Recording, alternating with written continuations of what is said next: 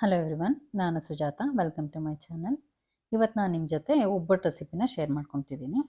So ಈಗ ಶ್ರಾವಣ ಮಾಸ ಮತ್ತು ಗೌರಿ ಹಬ್ಬ, ಗಣೇಶ ಹಬ್ಬ ಹಬ್ಬಗಳಿಗೆ ಆಲ್ಮೋಸ್ಟ್ ನಾವುಗಳೆಲ್ಲ ಒಬ್ಬಟ್ಟೆ ಪ್ರಿಫರ್ ಮಾಡ್ತೀವಿ. ಒಬ್ಬಟ್ಟೆ ನಮಗೆ ದೊಡ್ಡ ಅಡುಗೆ. ಸೊ ಹಾಗಾಗಿ ಇವತ್ತು ನಾನು ಒಬ್ಬಟ್ಟನ್ನು ರೆಸಿಪಿ ಶೇರ್ ಮಾಡ್ಕೊತಿದ್ದೀನಿ. ನಾನಿಲ್ಲಿ ಒಬ್ಬಟ್ಟು ಮಾಡೋಕ್ಕೆ 2 ಕಪ್ಪು ತೊಗರಿಬೇಳೆ ತೊಗೊಂಡಿದ್ದೀನಿ. ಸೊ ತೊಗರಿಬೇಳೆನ ಒಂದು ಸತಿ ಚೆನ್ನಾಗಿ ತೊಳೆದುಬಿಟ್ಟು ಒಂದು 15 ನಿಮಿಷ ನೆನೆಸಿಡೋಣ. ಇದನ್ನ ನೆನೆಸಿಟ್ರೆ ಚೆನ್ನಾಗಿ ಬೇಯುತ್ತೆ ಅಂತ. ಮತ್ತು ಇದಕ್ಕೆ ಕಣಕ ಕಲಿಸ್ಕೊಳ್ಳೋಣ. ಫಸ್ಟ್ ಕಣಕಕ್ಕೆ ನಾನಿಲ್ಲಿ 3/4 ಕಪ್ಪಷ್ಟು ಚಿರೋಟಿ ರವೆ ತೊಗೊಂಡಿದ್ದೀನಿ ಮತ್ತು 3/4 ಕಪ್ಪಷ್ಟು ಮೈದಾ ತೊಗೊಂಡಿದ್ದೀನಿ. ಅಂದರೆ ಎಲ್ಲರೂ ಬರೀ ಮೈದಾದಲ್ಲೇ ಮಾಡ್ತಾರೆ, ಬಟ್ ನಾನು ಮೈದಾನ ಪೂರ್ತಿ ಮೈದಾ ಬೇಡ ಅಂತ ಅರ್ಧ ಮೈದಾ ಮತ್ತು ಅರ್ಧ ಚಿರೋಟಿ ರವೆ ತೊಗೊಂಡಿದ್ದೀನಿ. ಇದಕ್ಕೊಂದು ಚಿಟಿಕೆ ಉಪ್ಪು ಹಾಕಿದ್ದೀನಿ. ಉಪ್ಪು ಹಾಕ್ಬಿಟ್ಟು ಇದನ್ನು ನೀರು ಹಾಕ್ಕೊಂಡು ಸ್ವಲ್ಪನೇ ನೀರು ಸೇರಿಸ್ಕೊತ, ಅಂದರೆ ಸ್ವಲ್ಪ ತೆಳ್ಳಗೆ ಕಲಿಸ್ಕೊತೀನಿ ಹಿಟ್ಟನ್ನ. ಅಂದರೆ ಚಪಾತಿ ಹಿಟ್ಟಷ್ಟು ಗಟ್ಟಿ ಕಲಿಸಲ್ಲ, ಅದಕ್ಕೆ ಇನ್ನೂ ಸ್ವಲ್ಪ ತೆಳ್ಳಗೆ. ಕಣಕ ಆ್ಯಕ್ಚುಲಿ ಅಂದರೆ ತುಂಬ ಈಸಿಯಾಗಿ ಸ್ಪ್ರೆಡ್ ಆಗೋ ಕನ್ಸಿಸ್ಟೆನ್ಸಿನಲ್ಲಿ ಇರಬೇಕು. ಬಟ್ ನಾನೀಗ ಅಷ್ಟು ಈಸಿಯಾಗಿ ಸ್ಪ್ರೆಡ್ ಆಗಂಗೆ ಮಾಡ್ಕೊಳಲ್ಲ. ಜಸ್ಟ್ ಅಂದರೆ ಚಪಾತಿ ಹಿಟ್ಟಿನ ಸ್ವಲ್ಪ ತೆಳ್ಳಗೆ ಕಲಿಸಿರ್ತೀನಿ ಅಷ್ಟೇ. ಈಗ ಕಲಿಸ್ಬಿಟ್ಟು ಇದನ್ನು ನೀರು ಹಾಕ್ತೀನಿ. ಅಂದರೆ ಜಸ್ಟ್ ಇದು ಕಲಿಸಿಟ್ಟಿದ್ದೀನಿ. ಕಲಿಸಿದ್ಮೇಲೆ ಇದ್ರ ಮೇಲೆ ಇದು ಮುಳುಗೋವಷ್ಟು ನೀರು ಹಾಕ್ಕೊತೀನಿ. ಅಂದರೆ 1 ಕಪ್ಪಷ್ಟು ಅಥವಾ 2 ಕಪ್ಪಷ್ಟು ನೀರು ಸೇರಿಸಿಡ್ತಿದ್ದೀನಿ. ಸೇರಿಸ್ಬಿಟ್ಟು ಮತ್ತೆ ಹಿಟ್ಟೊಳಗೇನು ಮಿಕ್ಸ್ ಮಾಡಲ್ಲ ನಾನು. ಜಸ್ಟ್ ನೀರು ಮೇಲೆ ಮಾತ್ರ ಹಾಕಿದ್ದೀನಿ. ಹಾಕ್ಬಿಟ್ಟು ಇದನ್ನು ಮತ್ತೆ 1 ಗಂಟೆ ರೆಸ್ಟ್ಗೆ ಅಂತ ಅಂದರೆ ಸೈಡಲ್ಲಿ ಇಟ್ಬಿಡ್ತೀನಿ. ನೆನೆಯುತ್ತೆ, ಅಂದರೆ ಆ ನೀರಲ್ಲಿ ನೆನೆಯುತ್ತಾ ಇಟ್ಟು ಆ ಥರ ಇಟ್ಟಿದ್ದೀನಿ. ಸೊ ಅದು ನೆನೆಯೋ ಟೈಮಲ್ಲಿ ನಾನು ಇಲ್ಲಿ ಬೇಳೆ ಬೇಯಿಸ್ಕೊಳಕ್ಕೆ ಇಲ್ಲಿ 1 2 ಲೀಟ್ರಷ್ಟು ನೀರು ಬಿಸಿಗೆ ಇಟ್ಟಿದ್ದೀನಿ. ಸೊ ನೀರು ಕುದಿ ಬಂದಮೇಲೆ ಇದಕ್ಕೆ ನೆನೆಸಿಟ್ಟಿದ್ನಲ್ಲ, ಒಂದು 15 ನಿಮಿಷ ನೆನೆಸಿಟ್ಟಿದ್ದೀನಿ ಬೇಳೆ. ಆ ತೊಗರಿ ಬೇಳೆನ ಸೇರಿಸ್ಕೊಳ್ಳೋಣ ಇದಕ್ಕೆ. ಕೆಲವರು ಒಬ್ಬಟ್ಟು ಕಡಲೆಬೇಳೆಯಲ್ಲಿ ಕೂಡ ಮಾಡ್ತಾರೆ, ಮತ್ತು ಅರ್ಧ ತೊಗರಿಬೇಳೆ ಮತ್ತು ಅರ್ಧ ಕಡಲೆಬೇಳೆ ಹಾಕಿ ಮಾಡೋರು ಮಾಡ್ತಾರೆ. ಬಟ್ ನಾನಿಲ್ಲಿ ಬರೀ ತೊಗರಿಬೇಳೆ ಮಾತ್ರ ತೊಗೊಂಡು ಮಾಡ್ತಿದ್ದೀನಿ. ಸೊ ತೊಗರಿಬೇಳೆ ಅಂದರೆ ಇದು ಸ್ವಲ್ಪ ಇನ್ನೊಂದು ಕುದಿ ಬಂದಮೇಲೆ ಇದಕ್ಕೆ ಒಂದು ಅರ್ಧ ಸ್ಪೂನಷ್ಟು ಅರಿಶಿನ ಹಾಕೋಣ. ಅರಿಶಿನ ಅಂದರೆ ಕಲರ್ ಪರ್ಪಸ್ಗೆ, ಅಂದರೆ ತುಂಬ ಚೆನ್ನಾಗಿ ಬರುತ್ತೆ ಬೇಳೆ ಅಂದರೆ ಹೂರಣ. ಹಾಗಾಗಿ ಒಂದು ಅರ್ಧ ಸ್ಪೂನಷ್ಟು ಅರಿಶಿನ ಕೂಡ ಹಾಕ್ಕೊಂಡಿದ್ದೀನಿ. ಹಾಕ್ಕೊಂಡು ಸ್ವಲ್ಪ ತುಪ್ಪ ಹಾಕಿದ್ದೀನಿ. ಅದು ಉದ್ರಾಗಿ ಚೆನ್ನಾಗಿ ಬೇಯುತ್ತೆ ಅಂತ ಸ್ವಲ್ಪ ತುಪ್ಪ ಹಾಕ್ಕೊಂಡೆ, ಅಂದರೆ 1 ಸ್ಪೂನಷ್ಟು. ನೋಡಿ, ಇದು ಆಲ್ಮೋಸ್ಟ್ ಬೆಂದಿದೆ ಇದು ಬೇಳೆ. ಈ ಬೇಳೆನ ಹೇಗೆ ಬೇಯಿಸ್ಬೇಕು ಅಂದರೆ ತುಂಬ ಕದ್ರೋಗೋ ಥರ ಬೇಯಿಸಬಾರ್ದು, ಅಂದರೆ ತಾನಾಗೆ ಓಪನ್ ಆಗಬಾರ್ದು. ಬಟ್ ಪ್ರೆಸ್ ಮಾಡಿದಾಗ ಅಂದರೆ ಓಪನ್ ಆಗಬೇಕು. ಅದಕ್ಕೆ ಇದನ್ನು ಬೇಯಿಸ್ಕೋಬೇಕು. ಅಂದರೆ ತುಂಬ ಮುಂಚೆನೇ ತುಂಬಾ ಬೇಯಿಸ್ಬಿಟ್ರೆ ಮೊಸರು ಥರ ಹಂಗೆ ಆಗಿಬಿಟ್ರೆ ಹೂರಣ ತುಂಬ ತೆಳ್ಳಗಾಗ್ಬಿಡುತ್ತೆ. ಒಬ್ಬಟ್ಟು ತಟ್ಟಕ್ಕೆ ತುಂಬ ಕಷ್ಟ ಆಗುತ್ತೆ. ಹಾಗಾಗಿ ಅಂದರೆ ಬೇಳೆ ಬೇಯಿಸ್ಕೊಳೋ ಹದ ತುಂಬ ಇಂಪಾರ್ಟೆಂಟು. ಸೊ ಅಂದರೆ ನೀರೊಳಗೆ ತುಂಬ ಮಿಕ್ಸ್ ಆಗೋಂಗೆ ಬೇಳೆ ಬೇಯಿಸಬಾರ್ದು. ಸ್ವಲ್ಪ ಗಟ್ಟಿ ಇರ್ಬೇಕಾದ್ರೆ ಆಫ್ ಮಾಡ್ಕೋಬೇಕು. ಆಫ್ ಮಾಡಿಕೊಂಡು ನೀರನ್ನ ಸಪ್ರೇಟಾಗಿ ತೆಗ್ದಿಟ್ಕೊಂಬೋಣ. ನೀರು ಅಂದರೆ ಈ ಬೇಳೆ ಕಟ್ಟಿಂದ ನಾವು ಒಬ್ಬಟ್ಟಿನ ಸಾರು ಮಾಡ್ತೀವಿ. ಸೊ ಹಾಗಾಗಿ ಬೇಳೆ ಕಟ್ಟನ್ನ ಸಪ್ರೇಟ್ ಮಾಡಿಕೊಂಡು ನೀಟಾಗಿ, ಅಂದರೆ ಬೇಳೆಲಿ ನೀರು ಉಳ್ಕೋಬಾರ್ದು, ಆ ಥರ ನೀಟಾಗಿ ಸೋಸ್ಕೋಬೇಕು ಇದನ್ನು. ಸೊ ನೋಡಿ, ಇದನ್ನು ಬೇರೆ ಪಾತ್ರೆಗೆ ಸೋಸಿಕ್ತಿದ್ದೀನಿ. ಇಲ್ಲಿ ಬರೀ ಬೇಳೆ ಮಾತ್ರ ಮಿಗಿಸ್ಕೊಂಡಿದ್ದೀನಿ. ಸೊ ಈ ಬೇಳೆಗೆ ನಾನು ಅಂದರೆ 2 ಕಪ್ಪು ನಾನು ತೊಗರಿಬೇಳೆ ತೊಗೊಂಡಿದ್ದೀನಿ. ಸೊ ಇಲ್ಲಿ 2.5 ಕಪ್ಪಷ್ಟು ಬೆಲ್ಲ ತೊಗೊಂಡಿದ್ದೀನಿ. ಬೆಲ್ಲ ಅಂದರೆ ಸ್ವಲ್ಪ ಕುಟ್ಬಿಟ್ಟು ತೊಗೊಂಡಿದ್ದೀನಿ, ಅಂದರೆ ತುಂಬ ಪೌಡ್ರು ಮಾಡಿಲ್ಲ. ಬಟ್ ಚಿಕ್ಕ ನೆಲ್ಲಿಕಾಯಿ ಇರುತ್ತಲ್ಲ, ಆ ಥರ ಪೌಡ್ರ್ ಮಾಡ್ಕೊಂಡಿದ್ದೀನಿ. ಸೊ ಬೆಲ್ಲ ಹಾಕಿದ್ಮೇಲೆ ಇಲ್ಲಿ 1.5 ಕಪ್ಪಷ್ಟು ತೆಂಗಿನ ತುರಿ ಹಾಕಿದ್ದೀನಿ. ಪ್ಲಸ್ ಸ್ವಲ್ಪ ಏಲಕ್ಕಿ, 1 2 3 ಏಲಕ್ಕಿನ ಪೌಡ್ರ್ ಮಾಡಿಬಿಟ್ಟು ಅದನ್ನು ಕೂಡ ಸೇರಿಸ್ಕೊತೀನಿ. ಸೇರಿಸ್ಕೊಂಡು ಇದನ್ನು ಮಿಕ್ಸ್ ಮಾಡ್ಕೊಳ್ಳೋಣ ಚೆನ್ನಾಗಿ. ಅಂದರೆ ಈಗ ಫ್ಲೇಮು ತುಂಬ ಹೈ ಮಾಡಬಾರ್ದು. ಹೈ ಮಾಡಿಬಿಟ್ರೆ ಏನಾಗುತ್ತೆ, ಅಂದರೆ ಒತ್ತು ಬಿಡುತ್ತೆ ಬೇಗ ಬೇಳೆ ಅಲ್ವಾ. ಸೊ ಹಾಗಾಗಿ ಒಂದು ಸ್ವಲ್ಪ ಮೀಡಿಯಮ್ ಫ್ಲೇಮಲ್ಲೇ ಇಟ್ಕೊಂಡು ಚೆನ್ನಾಗಿ ಮಿಕ್ಸ್ ಮಾಡ್ತಾ ಇರಬೇಕು ಕೈಯಲ್ಲಿ ಚೆನ್ನಾಗಿ. ಅಂದರೆ ಬೆಲ್ಲ ಕರಗೋವರೆಗೂ ಅದನ್ನು ಕೈ ಆಡಿಸ್ತಾನೆ ಇರಬೇಕು.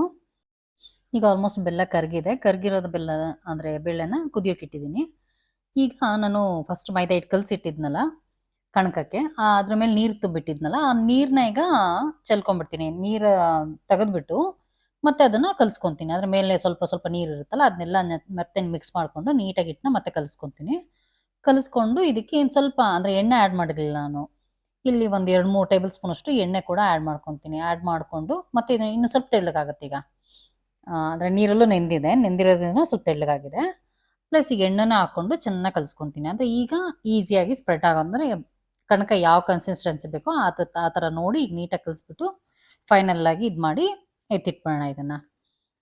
ಈಗ ನೋಡಿ ಆಲ್ಮೋಸ್ಟ್ ಆಗಿದೆ. ಈಗ ನೋಡಿ ಎಷ್ಟು ನೀಟಾಗಿ, ಅಂದರೆ ತುಂಬ ತೆಳ್ಳಗೇನೆ ಚೆನ್ನಾಗಾಗಿದೆ.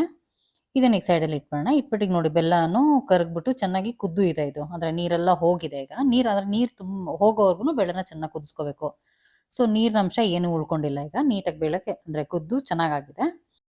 ನಾನು ಬೇಳೆನ ಆಲ್ಮೋಸ್ಟ್ 15 to 20 ಮಿನಿಟ್ಸು ಮೀಡಿಯಮ್ ಫ್ಲೇಮಲ್ಲೇ ಚೆನ್ನಾಗಿ, ಅಂದರೆ ಕೈ ಆಡಿಸ್ಕೊಂಡೆ ಕುದಿಸ್ಕೊಂಡಿದ್ದೀನಿ. ಈಗ ನೋಡಿ ಈಗ ಇದನ್ನು ರುಬ್ಕೊಳ್ಳೋಣ ಈಗ.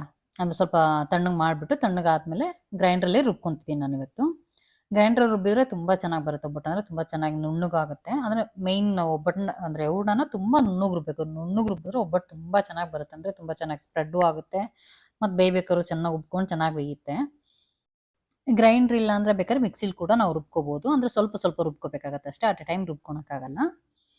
ನೋಡಿ ಈಗ ಆಲ್ಮೋಸ್ಟ್ ಅಂದ್ರೆ ಬೇಳೆ ಚೆನ್ನಾಗಿ ಅಂದ್ರೆ ರುಬ್ಕೊಂಡಿದೆ, ಅಂದ್ರೆ ನುಣ್ಣಗೆ ಕೂಡ ಆಗಿದೆ. ಈಗ ನುಣ್ಣಗೆ ಆದ್ಮೇಲೆ ಇದನ್ನ ನೋಡಿ ಎಷ್ಟು ನುಣ್ಣಗೆ, ಎಷ್ಟು ಅಂದ್ರೆ ಬೇಳೆ ಬೇಳೆ ಏನು ಇಲ್ವೇ ಇಲ್ಲ, ಫುಲ್ ಅಂದ್ರೆ ಗಂಧ ತರ ಆಗಿದೆ. ಈ ತರನೇ ರುಬ್ಕೋಬೇಕು ಬೇಳೆನ. ಈಗ ಇದು ರುಬ್ಬಿದಾಗಿದೆ, ಇದು ಸೈಡ್ಗೆ ಎತ್ತಿಟ್ಕೊಂಡ್ಬಿಡೋಣ, ಅಂದ್ರೆ ಗ್ರೈಂಡ್ರಿಂದ ತೆಗೆದ್ಬಿಟ್ಟು ಎತ್ತಿಟ್ಕೊಂಡು ಒಬ್ಬಟ್ಟು ಮಾಡ್ಕೊಳ್ಳೋಣ.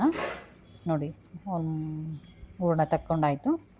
ಈಗ ಕಣಕ ತೊಗೊಂಡ್ಬಿಟ್ಟು, ಅಂದರೆ ಕಣಕ ನಿಮಗೆ ಒಂದು ಚಿಕ್ಕ ನಿಂಬೆಹಣ್ಣು ಗಾತ್ರದಷ್ಟು ಕಣಕ ತೊಗೊಂಡಿದ್ದೀನಿ. ಸೊ ಕಣಕನ ಕೈ ಮೇಲೆ ಸ್ಪ್ರೆಡ್ ಮಾಡ್ಕೊತಿದ್ದೀನಿ, ಅಂದರೆ ಎಣ್ಣೆ ಹಾಕ್ಕೊಂಡು ಕಲಿಸ್ಕೊಂಡು ಅಂದರೆ ಸ್ಪ್ರೆಡ್ ಮಾಡ್ಕೊತಿದ್ದೀನಿ. ಮತ್ತು ಹೂರ್ಣ ಒಂದು ಸ್ವಲ್ಪ ದಪ್ಪನೇ ತೊಗೊಂಡಿದ್ದೀನಿ ನಾನು. ಹೂರ್ಣ ಒಂದು ಚಿಕ್ಕ ಕಿತ್ಲೆಹಣ್ಣಷ್ಟು ಗಾತ್ರದಷ್ಟು ತೊಗೊಂಡಿದ್ದೀನಿ, ಅಂದರೆ ಒಂದು ಸ್ವಲ್ಪ ದಪ್ಪನೇ ತಟ್ತೀನಿ ನಾನು, ಮತ್ತು ದೊಡ್ಡದಾಗೂ ತಟ್ತೀನಿ, ಹಾಗಾಗಿ ಇಷ್ಟು ತೊಗೊಂಡಿದ್ದೀನಿ. ಬಟ್ ನಿಮ್ಗೆ ಯಾವ ಸೈಜ್ ಬೇಕು, ಯಾವ ಥರ ಬೇಕೋ ಆ ಥರ ಮಾಡ್ಕೋಬೋದು. ಅಂದರೆ ಕೆಲವರು ತುಂಬ ತೆಳ್ಳು ಪ್ರಿಫರ್ ಮಾಡ್ತಾರೆ ಒಬ್ಬಟ್ಟನ್ನ, ಕೆಲವರು ಸ್ವಲ್ಪ ಹೂರ್ಣ ಫಿಲ್ಲಿಂಗ್ ಇರಲಿ ಅಂತ ಇದು ಮಾಡ್ತಾರೆ. ಸೊ ನನಗೂ ಸ್ವಲ್ಪ ಹೂರ್ಣ ಫಿಲ್ಲಿಂಗ್ ಇರುತ್ತೆ ಜಾಸ್ತಿ. ನೋಡಿ ಇದನ್ನು ಒಬ್ಬಟ್ಟು ಶೀಟ್ ಬರುತ್ತಲ್ಲ, ಶೀಟ್ ಮೇಲೇ ಎಣ್ಣೆ ಹಚ್ಕೊಂಡ್ಬಿಟ್ಟು ತಟ್ಕೊತಿದ್ದೀನಿ. ನೋಡಿ ತಟ್ಟಕ್ಕೂ ತುಂಬ ಚೆನ್ನಾಗಿ ಬರ್ತದೆ ಅಂತ ಹೇಳೋಣ. ಕನ್ಸಿಸ್ಟೆನ್ಸಿ ಚೆನ್ನಾಗಿ ಬಂದುಬಿಟ್ರೆ ನಿಮಗೆ ಹೂರ್ಣನೂ ತುಂಬ ಚೆನ್ನಾಗಿ ರುಬ್ಕೊಂಡು, ಮತ್ತು ಕಣಕನೂ ಚೆನ್ನಾಗಿ ಅಂದರೆ ನೀಟಾಗಿ ಕಲಿಸ್ಕೊಂಡ್ಬಿಟ್ರೆ, ಅಂದರೆ ನೆನಿಬೇಕು, ತುಂಬ ಚೆನ್ನಾಗಿ ನೆಂದ್ರೇ ಚೆನ್ನಾಗಿ ಬರುತ್ತೆ. ಕಣಕ ನೆನಿಬೇಕು, ಕಣಕ ನೆನೆಯೋದು ಇಂಪಾರ್ಟೆಂಟು.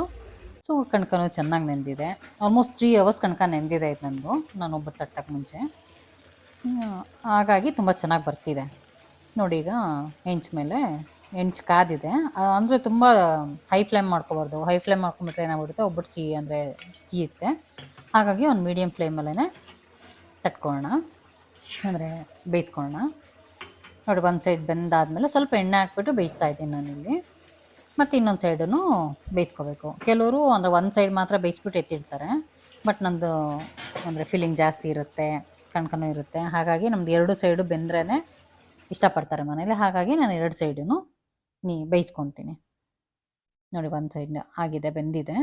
ಈಗ ಇನ್ನೊಂದು ಸೈಡು ನೋಡಿ ಎಷ್ಟು ಚೆನ್ನಾಗಿ, ಅಂದರೆ ಎಷ್ಟು ನೀಟಾಗಿ ಬಂದಿದೆ ಅಂದರೆ ಒಬ್ಬಟ್ಟು ನನಗೆ ಅಂದರೆ ಖುಷಿ ಆಗುತ್ತೆ. ಅಂದರೆ ತುಂಬ ಅಂದರೆ ಒಬ್ಬಟ್ಟು ಹಿಂಗೆ ಅಂದರೆ ತಟ್ಟಕ್ಕೆ ಈಸಿಯಾಗಿ ಬಂದುಬಿಟ್ರೆ, ಬೇಯ್ಬೇಕಾದ್ರೆ ಕಿತ್ತೋಗಿಲ್ಲ ಅಂದರೆ ಮಾತ್ರ ತುಂಬ ಅಂದರೆ ಬೇಜಾರೇ ಆಗಲ್ಲ, ಒಬ್ಬಟ್ಟಿಗೆ ಎಷ್ಟು ಬೇಕಾದ್ರೂ ತಟ್ಟ ಹಾಕ್ಬೋದು, ಹಂಗಿರುತ್ತೆ. ಸೊ ಅದೇ ಥರ ಬರ್ತಿದೆ ಒಬ್ಬಟ್ಟು. ನೀವು ಕೂಡ ಇದೇ ಥರ ಮಾಡಿ ಬೇಕಿದ್ರೆ ಹೀಗೇ ಬರುತ್ತೆ ಒಬ್ಬಟ್ಟು. ರೆಸಿಪಿ ಇಷ್ಟ ಆಗಿದೆ ಅಂತ ಅನ್ಕೊತೀನಿ ನಿಮಗೆ, ಅಂದರೆ ಹೆಲ್ಪ್ಫುಲ್ ಅಂತ ಅನ್ಕೊತೀನಿ. ಒಬ್ಬಟ್ಟು ಶೀಟು ಅಂದರೆ ತುಂಬ ಹೆಲ್ಪ್ಫುಲ್ಲು ನಿಮಗೆ. ಒಬ್ಬಟ್ಟು ಶೀಟ್ ಇದ್ಬಿಟ್ರೆ ಅಂದರೆ ಕೈಲಿ ತೆಗೆದು ಹಾಕೋ ನೆಸೆಸಿಟಿ ಇರಲ್ಲ. ಒಂದ್ಸತಿ ಶೀಟ್ ಮೇಲೆ ತಟ್ಕೊಂಬಿಟ್ಟು ಡೈರೆಕ್ಟಾಗಿ ಆ ಶೀಟ್ನೇ ನೀವು ಹೆಂಚು ಮೇಲೆ ಹಾಕಿದ್ರೆ, ಸೊ ಶೀಟ್ ಏನೂ ಆಗಲ್ಲ. ಇದು ಅಂದರೆ ರೊಟ್ಟಿ ಶೀಟ್ ಅಂತಲೇ ನಿಮಗೆ ಅಮೆಝಾನಲ್ಲಿ ಹೊರಗಡೆ ಎಲ್ಲ ಕಡೆ ಸಿಗುತ್ತೆ, ಇದು ಆಲ್ಮೋಸ್ಟ್ ಸಿಗುತ್ತೆ. ಈ ಶೀಟ್ ಇದ್ದರೆ ಬರ್ದಲೇ ಇರೋರು ಕೂಡ ಈಸಿಯಾಗಿ ಒಬ್ಬಟ್ಟು ಮಾಡ್ಕೋಬೋದು. ಹೋಪ್ ಎಲ್ಲರಿಗೂ ಈ ರೆಸಿಪಿ ಇಷ್ಟ ಆಗಿದೆ ಅಂತ ಅನ್ಕೊತೀನಿ. ಇಷ್ಟ ಆಗಿದ್ದರೆ ವಿಡಿಯೋನ ಲೈಕ್ ಮಾಡಿ, ಮತ್ತು ಚಾನಲ್ನ ಸಬ್ಸ್ಕ್ರೈಬ್ ಮಾಡ್ಕೊಂಡಿಲ್ಲ ಅಂದರೆ ಖಂಡಿತ ಸಬ್ಸ್ಕ್ರೈಬ್ ಮಾಡ್ಕೊಳ್ಳಿ, ಫ್ರೆಂಡ್ಸ್ ಜೊತೆ ಶೇರ್ ಮಾಡ್ಕೊಳ್ಳಿ. Thanks for watching this video. ಮತ್ತು ನನ್ನ ನೆಕ್ಸ್ಟ್ ವಿಡಿಯೋ ಒಬ್ಬಟ್ಟಿನ ಸಾರಿದು ಇರುತ್ತೆ. ಸೊ ಇವತ್ತು ಇಲ್ಲಿ ಶೇರ್ ಮಾಡ್ಕೊಳಕ್ಕಾಗಲಿಲ್ಲ, ಬಟ್ ನೆಕ್ಸ್ಟ್ ವಿಡಿಯೋದಲ್ಲಿ ಶೇರ್ ಮಾಡ್ಕೊತೀನಿ. Thanks for watching this video. Take care, bye.